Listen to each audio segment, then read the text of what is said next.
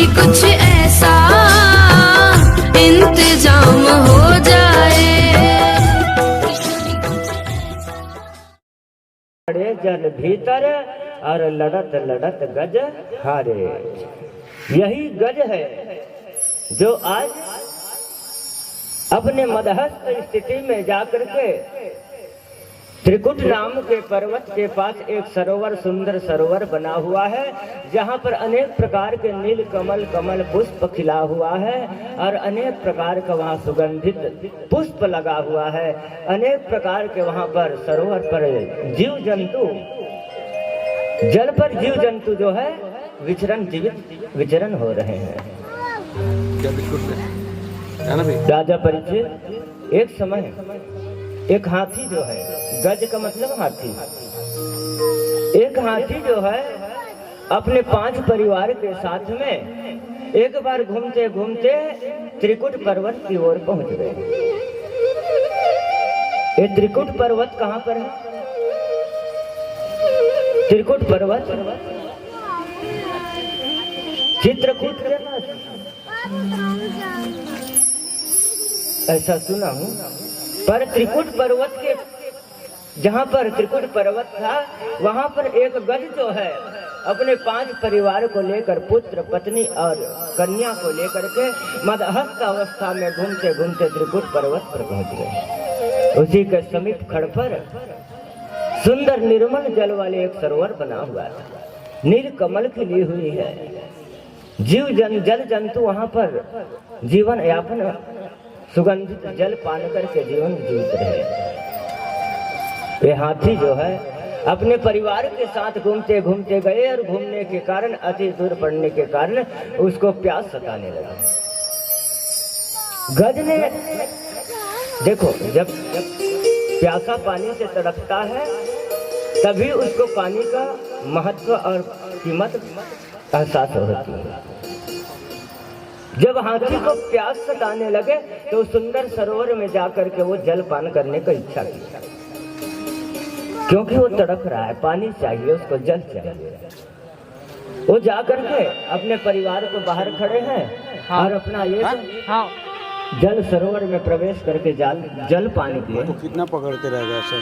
हाँ सही। जब जल पान करने के बाद जब प्यास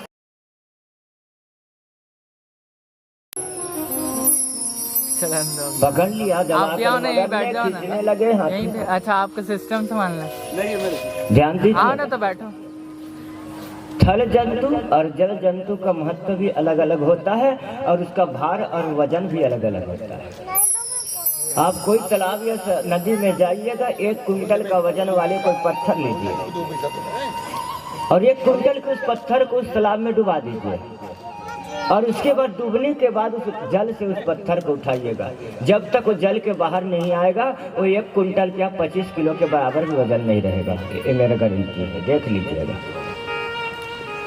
जो जल जंतु है तो जल जंतु के भार ज्यादा रहता है, थल जंतु है तो थल में ज्यादा उसका भार रहता है।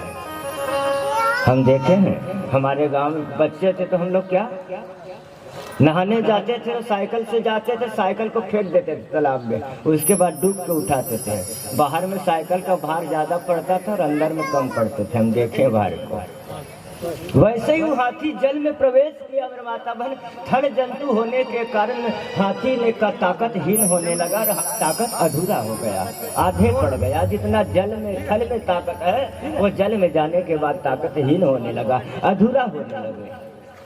मगर ने खींचने लगे, मगर इधर अपना जल सरोवर में खींचने लगा हाथी को, और हाथी अपने बाहर निकलने के लिए प्रयास करने के लिए खींचने लगे।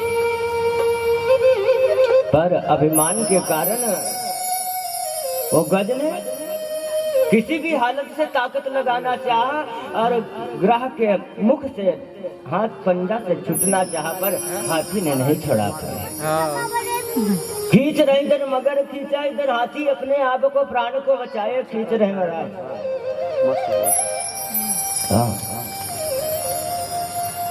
मगर जो है पूरी ताकत लगा करके जल जंतु का जितना भी ताकत है अपने ऊपर भार लेकर के परमात्मा की कृपा से ऐसे हाथी को खींचने लगा कि हाथी अंत पूर्व रूप में अपना ताकत से पूरा शून्य रूप से हीन हो गया।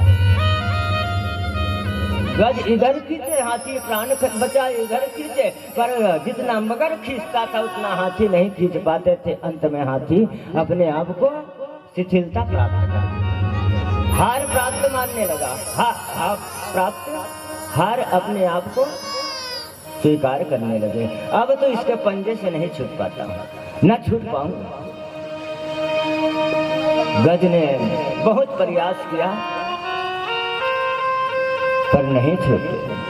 अंत में जब मगर बीच में ले जाना चाहा, महाराज सरोवर के आधे बीच में गज को तो खिंचाते केवल गज का केवल एक पंजे के रूप में सुर बस दिखाई दिया, बाकी शरीर उसका जल में पानी।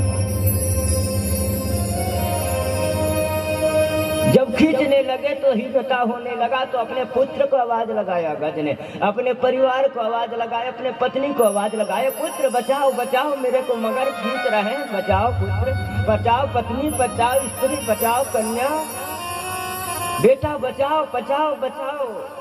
गज और ग्राह लड़े जल भीतर, लड़त गज हारे। गज ने हार पूर्वक परिवार को पुकारा महाराज, पर ऐसा संसार में कोई नहीं है जो परिवार को दूसरे का साथ दे सके।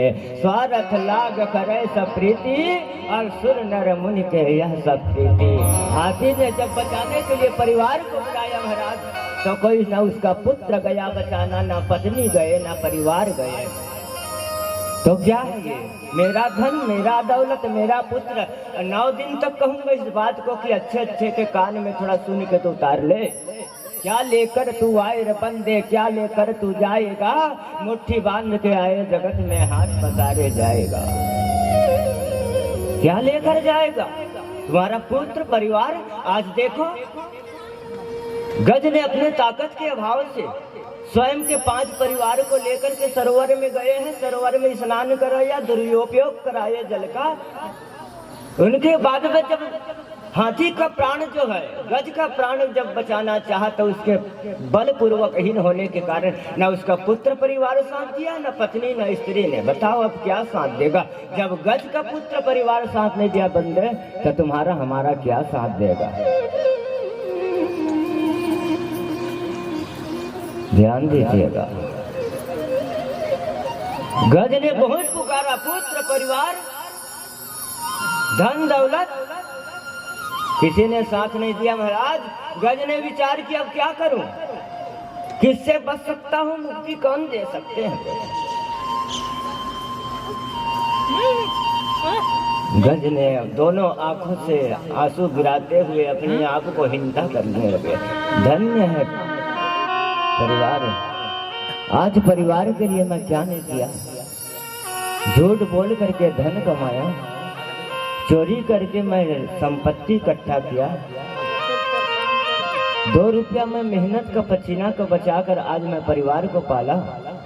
मनुष्य भी सोचता है ये बात अंत समय में, ऐसा नहीं कि आज हाथी सोच रहा है। क्या स्वयं का जो अपने आप में जो आभास होता है, अपने आप को जो कष्ट मिलता है, मरने के समय भी कष्ट मिलता है, तो अंत समय में परिवार और पुत्र और धन को याद करता है मेरा माता बहन। यदि परमात्मा को उस समय अंत में याद कर ले, ध्यान कर ले, तो भव बेड़ा पार हो जाएगा। राधे राधे बोलना पड़ेगा। क्या बोलना पड़ेगा? भूल गए क्या? थोड़ा जोर से और जोर से, तभी तो श्याम से मिलाएंगे। हाँ, और श्याम से कैसे मिलोगे? शर्त भी है ना, 10 शादी करोगे तो तुम्हारे घर पुत्र बन के आएगा भगवान। और प्रश्न का उत्तर भी दूंगा। कल बोला था कि वासुदेव महाराज का 10 शादी कैसे हुआ, और भागित गणित किए हो कि नहीं, आप लोग के ऊपर छोड़ा हूँ सी बस को, बाकी उत्तर मैं दूंगा। क्या बोला था? 9 के पहाड़े को 10 बार भागित करना, शेष उत्तर कितना आना है बस इतने बताना, बाकी उत्तर मेरे हाथ में। दूसरा प्रश्न था लहसुन प्याज का भोग क्यों नहीं लगता, उसको भी याद कर लो। प्रेम से बोले श्याम सुंदर भगवान की जय। महाराज गज जो है अपने परिवार पुत्र को आवाज लगाया, पुत्र पत्नी धन दौलत ऐश्वर्य किसी ने साथ नहीं दिया। गज ने अपने आप को स्थिरता समझ करके दोनों नयनों से नेत्र बहाते हुए एक कमल का पुष्प अपने सुर से तोड़कर महाराज परमात्मा नारायण को ध्यान करने लगे। अब परम पिता परमेश्वर संसार में आपके अलावा कोई दूसरा नहीं है। माँ रही राम तो राख ही कौन, और राख ही राम तो माँ रही कौन। परमात्मा आप ही हो।